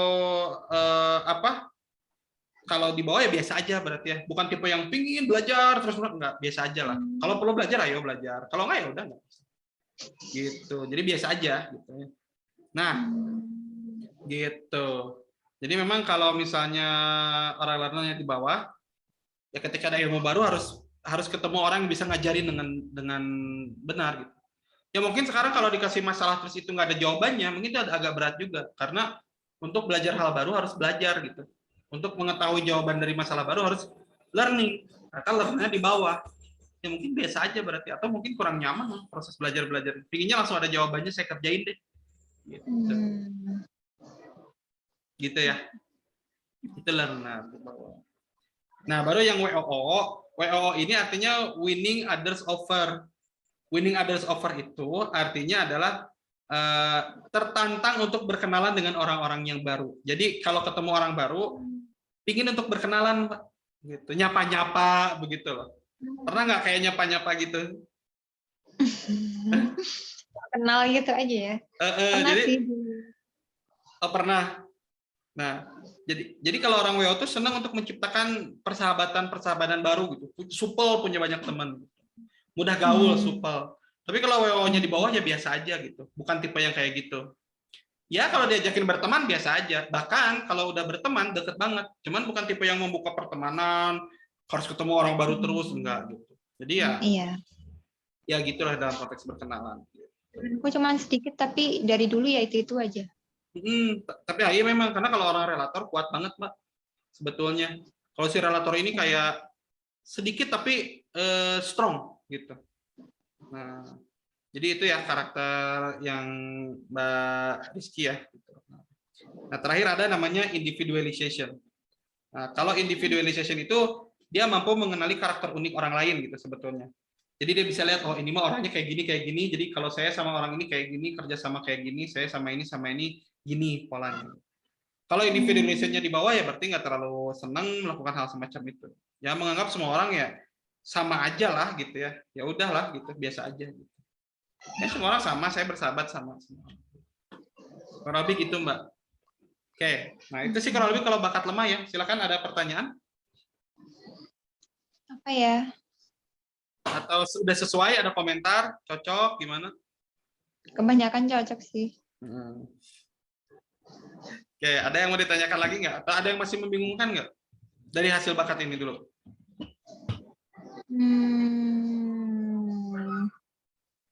Kalau misalkan kerja di human resource cocok nggak sih, Mas?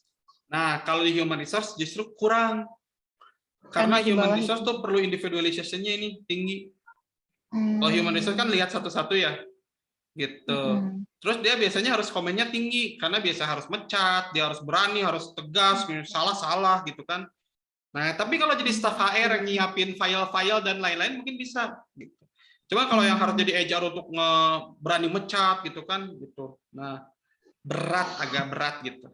Agak berat ya. Nggak tega. Iya, nggak tega orang komennya. Orang komen di bawah ini nggak tegaan.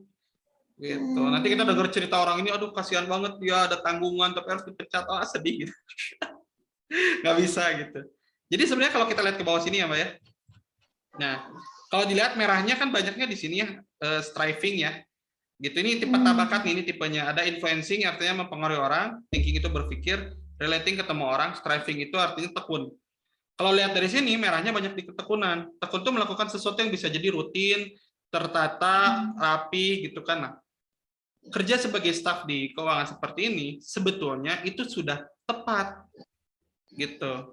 Karena ranahnya gini, kita udah ada job desk, saya kerjain, yuk saya akan ngasih hasil yang terbaik gitu. Begitu. Apakah harus keuangan?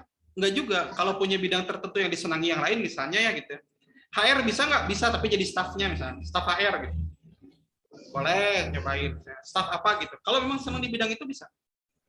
Gitu. Tapi intinya job desk-nya jangan dikasih yang harus dinamis, harus mikir gitu kan gimana, nah itu jangan. Yang bisa dilakukan sebetulnya kalau bicara tentang tipe pekerjaannya. Karena kalau bicara tentang pekerjaannya apa? Apapun saya bilang yang memang sesuai karakternya. Karakternya apa memang? Yang concern pada ketekunan. Jadi maksudnya bisa rutinitas, berkaitan dengan apa sesuatu yang sudah jelas gitu kan. Kayak gitu. Karena bicara keuangan itu butuh ketekunan kan. Nyecan, memastikan data, ada QC dan lain-lain. Kayak gitu-gitulah. Itu butuh ketekunan. Nggak bisa orang-orang yang kayak senang ketemu orang ngerjain kayak gitu suka kelewat, suka lupa gitu, sering. Atau orang yang senang mikir, cuman mikir aja, tapi nggak punya ketekunannya nggak bisa. Jadi ranahnya di sana secara umum bagus tuh. Jadi ya itu tadi ya, mengurus keuangan atau programming itu bisa tuh, gitu. Menganalisa sesuatu, menganalisa data gitu, itu bisa. Apalagi punya analytical. Cuman kalau untuk jadi kayak apa memimpin sesuatu ngelit agak berat karena di sininya nggak ada yang merah-merahnya, semuanya hitam. Gitu influencing-nya. Aku nggak kreatif, nggak suka hal-hal yang dinamis. Nah gitu. Jadi udah tepat sebetulnya. Cuman hari ini salah satu yang jadi problem adalah lingkungan sekitarnya, Baiki. Jadi kalau intinya Mbak Iki berada di tempat yang lain dengan lingkungan yang lebih baik, tapi pekerjaan yang sama, saya yakin betah. Gitu. Tapi yang faktor lainnya adalah secara keuangan sesuai nggak? Gitu. Itu saya nggak tahu kan. Kalau secara keuangan sendiri gimana Mas sekarang? Aman? Maksudnya apakah uang jadi faktor utama dalam bertahan di tempat ini atau bukan? Maksudnya gimana uang? Gaji. Oh gaji enggak sih, aku nggak begitu pertimbangin gaji. Maksudnya aku kan bukan kepala keluarga ya, jadi nggak berat deh. Yes. Nah, cuma ya, jadi kadang nggak kerja dan harus full minta suami sama aku pegang duit sendiri walaupun sedikit, itu kan rasanya beda. Pasti beda. Mas salah nanya ke istrinya. Itu apa ya? Mau ngabisin tuh nggak sungkan gitu. Iya, betul. Kalau dulu kan waktu aku nggak kerja kan mikir tuh, walaupun suami nyuruh ya udah pegang aja ATM semua aku yang pegang, cuman ya kayaknya rikuh aja gitu, apa sungkan gitu mau ngabisin karena aku nggak ada ikut andil di situ di dalam itu kan. Sedangkan kalau aku masih pegang sendiri, mau beliin anakku baju 10 kayak kemarin Lebaran ini, ya terserah uang aku, kamu ngapain gitu sekarang gitu kan. Iya, betul. Memang uang aku sendiri gitu. Ya, jadi emang itu bisa jadi plus minus ya, Mbak Rizky ya. Seperti hal semacam itu ya pembagian keuangan. Jadi, tapi kita kembali lagi ke tentang kerja gini ya. Pertanyaan saya berarti gini, Mbak, kita langsung masuk ke pertanyaan tentang saya bagusnya kerja di mana dan kemana ya, gitu ya habis ini. Pertanyaan saya adalah sebetulnya berarti Mbak Rizky ini sekarang prioritasnya apa sebetulnya? Jika memang kan sekarang prioritasnya tuh gini, anak ada gitu, terus ada keinginan untuk kerja sebetulnya. Nah, apa yang menjadi prioritas sekarang sebetulnya? Kalau lebih beratnya sebenarnya ke anak. Cuman ya itu Mas, takut kalau setelah resign itu aku takut keulang yang dulu waktu aku kosong lagi, maksudnya jadi emosian, terus jadi ya gampang marah-marah, jadi kayak nggak aku, jadi kayak bukan aku gitu. Oke, baik. Terus, Takut gitu. terus gimana? Kalau orang tua sih udah bebasin walaupun mereka berat kan, karena ada omongan dari mertuaku waktu aku nggak kerja. Gimana Ijazah katanya? UGM nggak laku tah gitu, ibu mertuaku bilang kayak gitu. Iya. Jadi aku nggak, kayak mana sih gitu kan, maksudnya aku tuh di sini aku di sini disuruh katanya nemenin anaknya, makanya aku resign, aku datang dari pulau. Tapi saat aku balik belum ada pekerjaan, belum isi, aku dikomentarin kayak gitu. Jadi mungkin orang tua aku agak gimana ya. Iya, kebayang tuh ya. Iya. Ya berarti gini. Berarti sekarang kalau misalnya sekarang ada keinginan untuk bisa sebenarnya ngurus anak ya. Nah, kalau kerja berarti apa yang mendorong untuk kerja itu berarti apa tadi? Alasannya kenapa milih kerja tuh? Dari Mbak Rizky itu. Apa? Apa yang didapatkan dari akhirnya kita bekerja itu apa sebenarnya yang dikejar? Kalau itu sih orang tua aku bangga kan, aku kerja gitu. Kebanggaan orang tua pertama ya.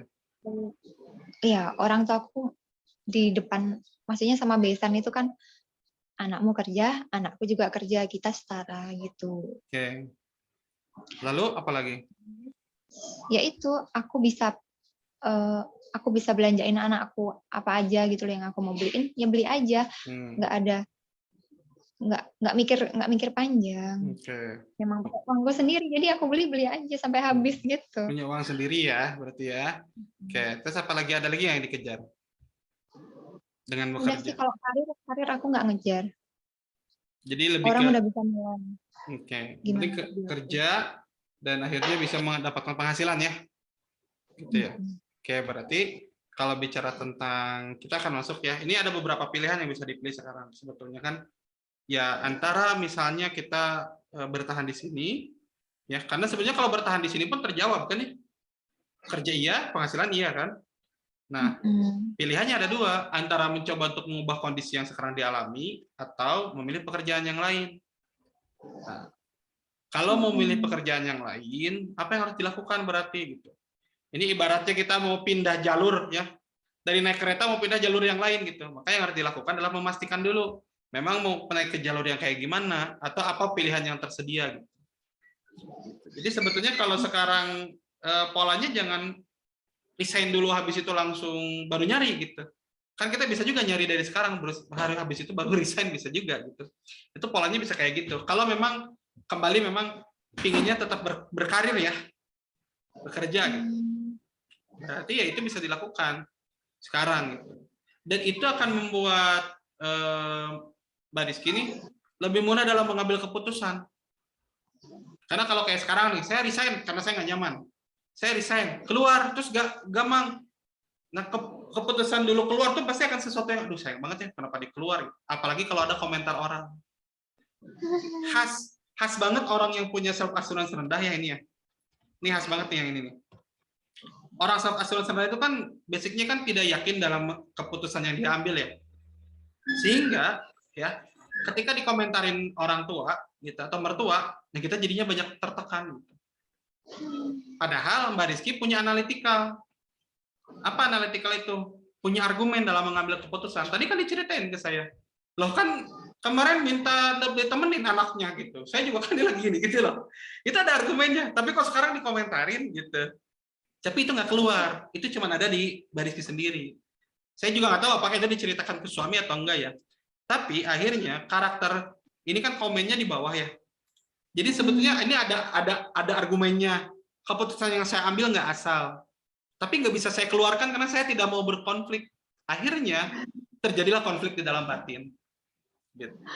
Itu yang jadi beban. Akhirnya saya nggak tahu apakah emosi itu, kalau itu kan bahasan yang lainnya. Tapi saya sering emosi ke anak-anak. mungkin ada emosi di kantor yang kebawa ke rumah, yang nggak keluar dengan pola yang sama. Jadi udah capek banget, pas ke rumah lihat anak tidak sesuai harapan, hajar gitu. Gitu. Nah, ini salah satu problem, Mbak. Itu bisa jadi problem. Maka ya sebetulnya salah satunya memang dalam konteks kayak gini, kenapa tadi saya bilang sudah ngobrol sama suami, bagi teman-teman perempuan yang komennya di bawah dan self assurance-nya di bawah, sangat butuh orang-orang yang bisa menjadi, kalau produk ambasador ya, atau penerjemah, atau orang yang bisa menyampaikan sesuatu, plus dia juga bisa jadi teman diskusi. Gitu. Dan kalau sudah menikah, sebetulnya salah satunya yang paling tepat sama suami. Gitu sih kurang lebih. Oke. Gitu, Mbak.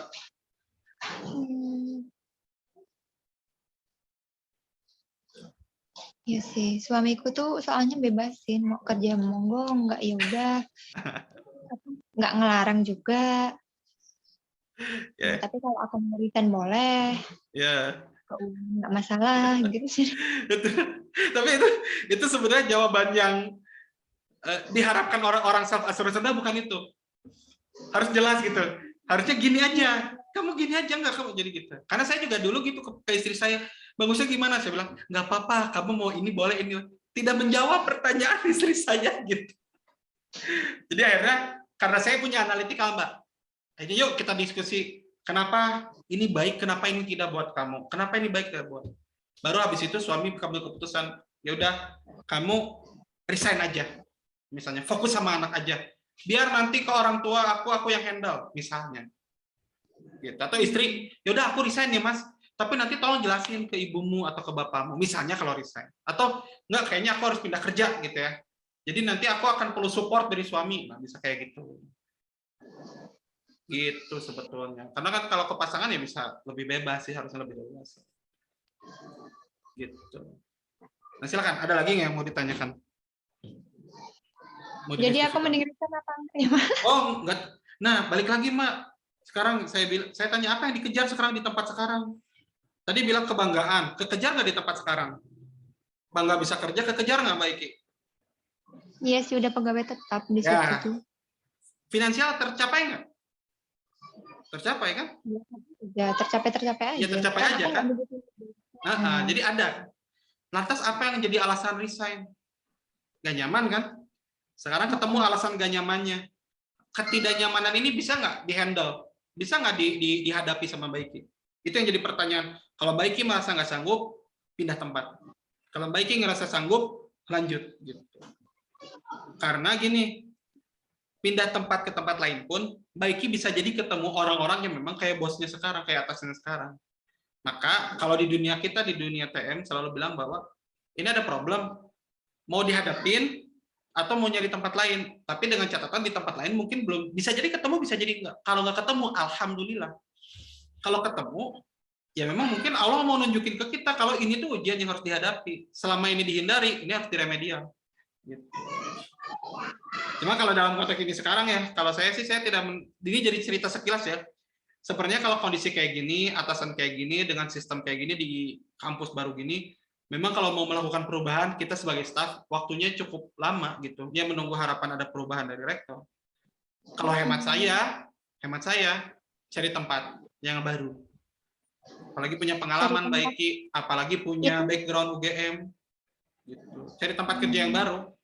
Atau kalau enggak, pindah posisi di situ.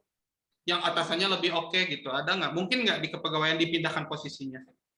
Gitu. Aku kemarin udah dipindahin ke kepegawaian seminggu, terus ditarik lagi sama bapaknya.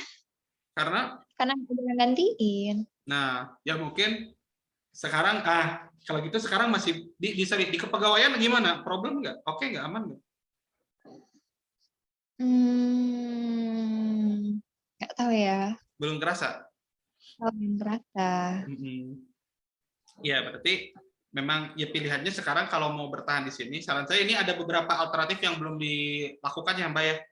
Kayak misalnya sekarang ada orang baru, tapi belum di training benar-benar, saran saya coba dulu Mbak. Solusi ini nggak bisa, ada solusi lain nggak gitu? Cari lagi solusi sampai udah mentok banget, stres sekali aku, mungkin saatnya pindah. Gitu. Karena ada satu sisi yang menurut saya menarik juga ya. di kampus yang baru dengan waktu yang kita masih leluasa, menurut saya ini sesuatu yang juga yes, worth it untuk diperjuangkan gitu. Nah, cuman ya kondisi yang tidak nyaman untuk kita ini juga harus diperjuangkan biar kita nyaman gitu. Jadi beberapa solusi yang misalnya kepikiran bisa dilakukan, menurut saya lakukan dulu sampai benar-benar ternyata memang mentok dan nggak bisa lagi gitu. Soalnya saya juga pernah sih Mbak habis TM resign kalau saya pribadi dulu.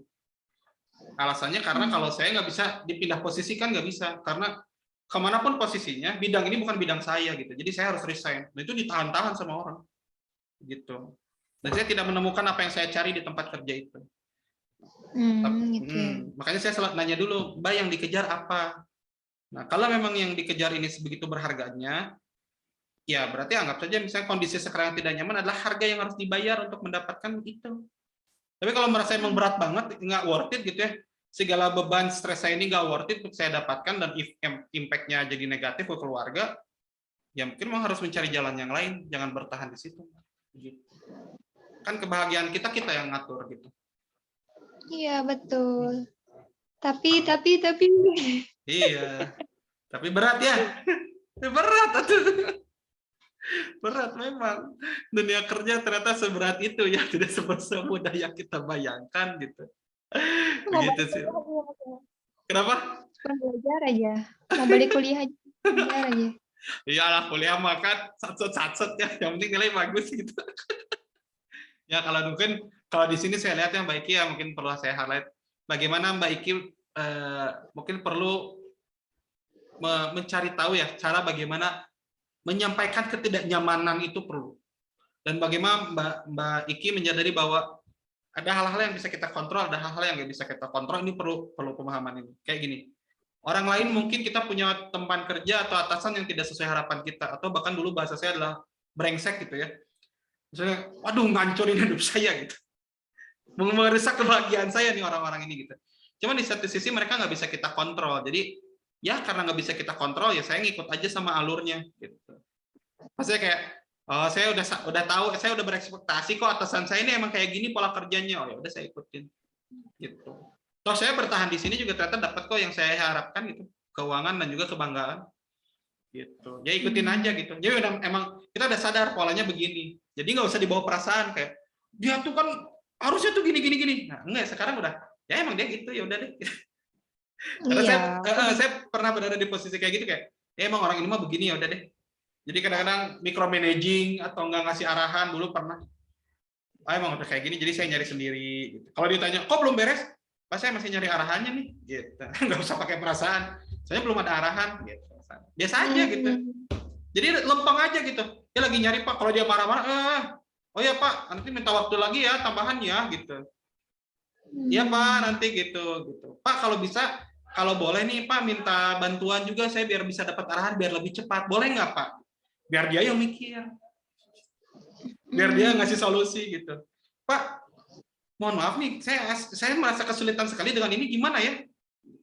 Dia ngasih solusi yang berat misalnya, ya udah jalanin aja walaupun solusinya berat, karena emang itu yang dia kasih.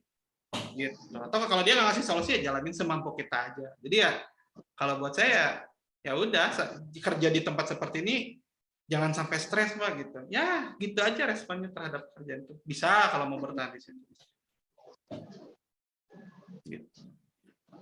Gitu Mbak Rizky. Gimana silakan kalau masih ada yang mau diceritakan atau mau dikomentari atau ditanyakan boleh. Aku masih ini sih kadang tuh berat ke anak. Gimana? Ya kan di sini cuma sama pengasuh Mas. Tadinya ada eyangnya yang nungguin. Okay. Tapi sekarang kan cuma sama pengasuh kalau aku tinggalkan, jadi agak ini, masa anak tinggal satu, aku tinggal sama pengasuh, aku kayak ngerasa bukan ibu yang baik gitu. Yang aku rasain. Fitrahnya ibu Mbak itu. Kalau semua ibu kalau udah punya anak pinginnya kembali Pak. Ngasuh gitu ya. Ingin bisa memastikan lagi. Pertanyaan saya gini Mbak Rizky. Sudah pernah didiskusikan sama suami? Udah. Oke, terus apa beberapa alternatif solusi yang bisa ternyata muncul apa tuh? Waktu itu pernah coba ke daycare, tapi aku kecapean. Jadi di kantorku ada daycare Mas, di dalam Oke. univnya ada daycare. Aku bawa pengasuh juga ke situ. Tapi kalau ada aku, anakku nggak mau sama Mbak. Jadi aku nyetir sambil gendong. Alhasil seminggu di daycare, minggu depannya aku masuk rumah sakit. Aduh, berat sekali. Jadi ibunya yang harus di take care ya. Oke, lalu terus habis itu gimana? Udah di daycare, nggak sesuai harapan, apa lagi solusi berikutnya? Balik ke rumah lagi sama pengasuh kan, jadi malah lebih tertata ininya, jam tidur, jam makan lebih tertata. Jadi udah mulai adaptasi, udah kelihatan lah alurnya ya Mas. Kalau balik ke daycare lagi, hancur lagi nanti jam-jam makannya lagi. Masih umur segitu kan harus benar-benar diinin. Apalagi anakku kan dulu lahir BBRR karena 3 kan, jadi kecil-kecil babynya itu.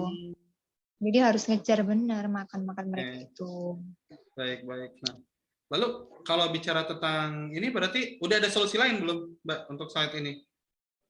Apa alternatif yang bisa diambil gitu untuk menjawab kekhawatiran Mbak Rizky sebagai seorang ibu? Belum ada sih, makanya aku kalau memang nggak mau khawatir ya aku full di rumah, tungguin, liatin, temenin seharian. Karena orang tua aku udah nggak mungkin balik ke sini lagi. Apalagi tahu aku nggak mau mereka ke sini, bapakku nggak mau ke sini. Nah, maka Mbak biasa nih apa? Cuman anaknya yang kerja, terus orang tua aku ngikut ke anaknya gitu nanti benar. Ya. Biasanya kalau ini bisa dilakukan. Jadi gimana Mbak? Aku mutusin resign ini masa debat-debat orang tua aku sendiri juga. Jadi udah dari agak lama dulu, cuman mereka baru ikhlasin bilang iya tuh baru akhir-akhir ini. Jadi dulu waktu aku hamil, anak aku sempat lahir terus sempat di Mayapada, di Jaksel, dirawat di sana. Posisinya itu stres banget dan aku minta resign aja sama bapakku nggak dibolehin, walaupun alasannya itu anakku di NICU. Yang satu di rumah dipegang mama, aku bolak-balik rumah sakit Bogor. Mayapada itu kayak hidupnya ngambang, kakinya nggak napak. Aku nyetir sendiri bolak-balik PP, ngasih ASI kan. Itu resign nggak dibolehin benar, makanya sampai sekarang aku masih sedih. Cuman nggak tahu gimana ya, berat kalau mau ninggalin kerja itu kayaknya berat gitu. Walaupun di sini nemu mbak yang baik, udah cocok gitu anaknya, cuman ya kok ibunya kok kayak gitu sih, aku rasanya gitu. Aku sebagai ibu kok kayak gitu sih gitu. Baik ya. Jadi emang Mbak kalau misalnya mungkin saya bahas sedikit tentang ini ya gitu ya. Kalau bicara tentang hal seperti ini, ya pertama memang kita harus lihat plus minusnya masing-masing ya gitu ya. Kalau misalnya resign apa gitu. Salah satu sebenarnya saya nanya ini tapi nggak ketemu jawabannya ya gitu ya. Tadi nggak nemu jawabannya dari Mbak Rizky gitu. Ketika Mbak Rizky memutuskan mau resign, Mbak Rizky bilang ternyata kalau saya ada anak. Nah, anak itu berarti merasa bahwa kok saya nggak menjalani peran gitu, nggak jadi ibu yang benar gitu kan. Sedangkan itu jadi kebutuhan loh, menjalankan peran sebagai seorang ibu. Nah, itu harusnya dilibatkan juga dalam memilih kerja, Mbak. Oke, misalnya orang tua bangga. Oke, saya finansial. Tapi ternyata konsekuensi lainnya saya tidak menjalankan peran ibu dengan sepenuhnya. Worth it nggak?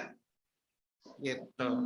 Padahal itu pun kebahagiaan diri pribadi loh, itu harus masuk ke dalam prioritas. Sekarang, kalau keluar, resign, jadi full mom, apa kendalanya? Oh, ternyata tadi bicara kebanggaan, besan. Nah, pertanyaannya, apakah orang tua tidak bisa dilobi terkait dengan kebahagiaannya? Gitu? Memangnya kalau anaknya resign dan nggak ngurus anak itu, tidak membahagiakan kah untuk orang tuanya? Itu harus diskusi. Bicara tentang finansial, itu bicara sama pasangan, gitu kan? Nah, pasti itu pun akan ada konsekuensinya. Gitu. Atau mungkin nanti ternyata setelah resign, ya ternyata ngurus anak juga ada waktu luang, bisa kok saya sambil ngerjain sesuatu, part-time kah? Di luar kah? Mungkin ada kesempatan yang lain yang bisa saya lakukan. Ternyata tetap bisa menghasilkan sambil ngurus anak dari rumah. Mungkin bisa. Gitu.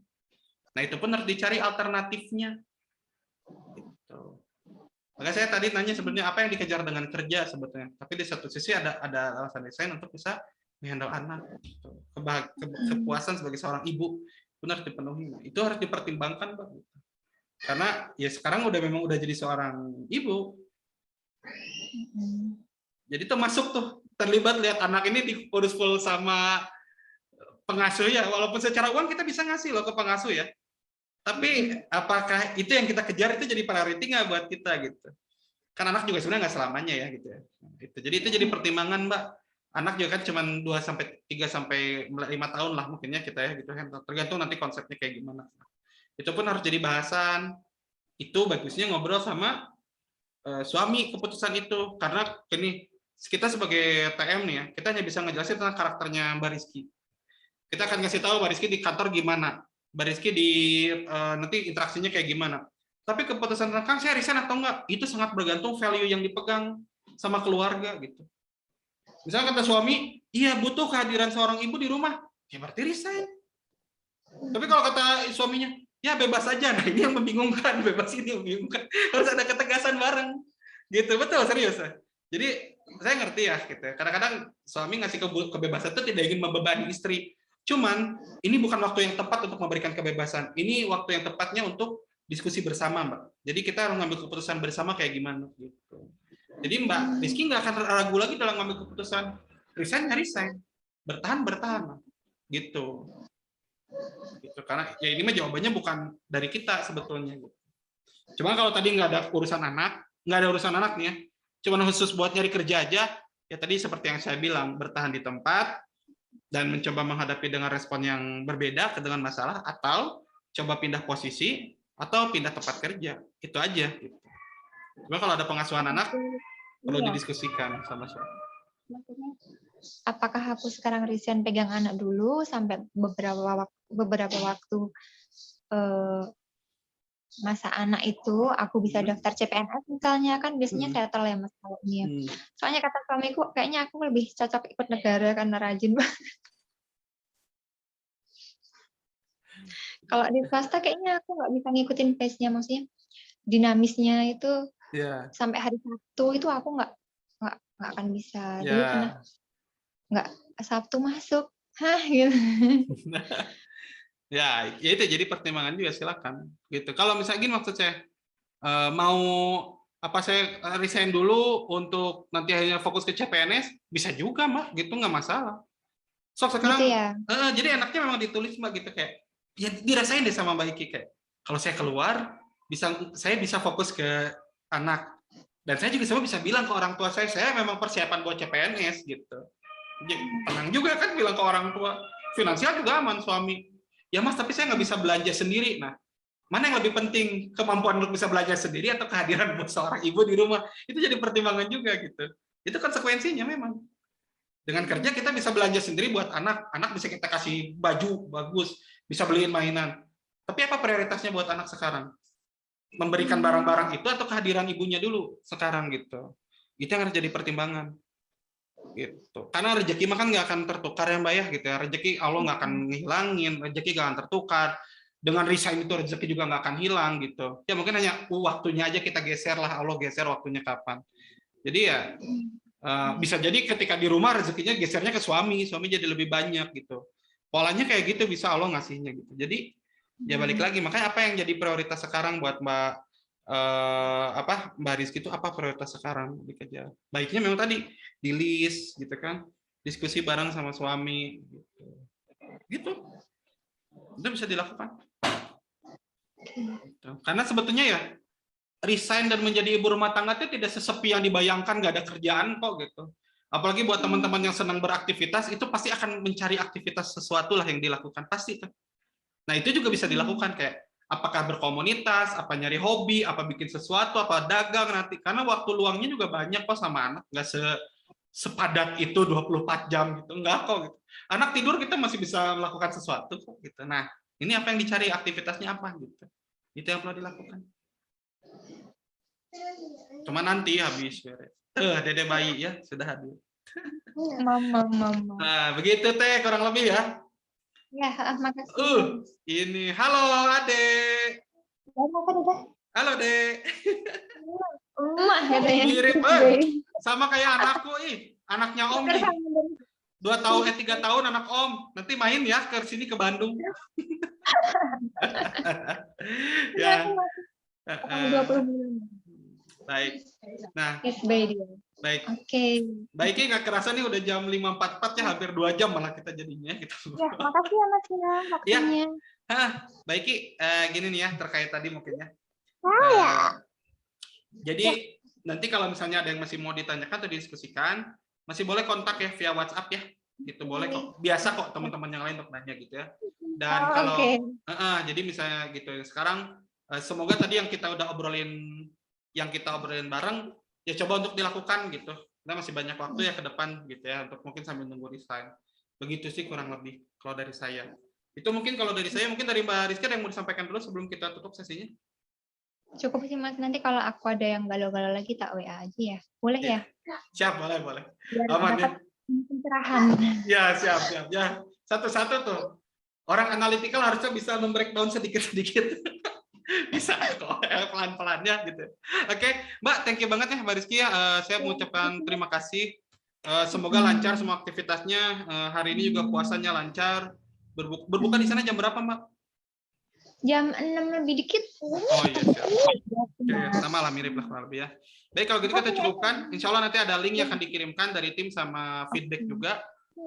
Dan ya semoga kita ketemu lagi dalam kesempatan yang lebih baik ya Mbak ya. Dadah adek, dadah. Tenonnya Mbak Rizky, salam juga buat suami dan semuanya. Dadah. Ya, assalamualaikum warahmatullahi wabarakatuh.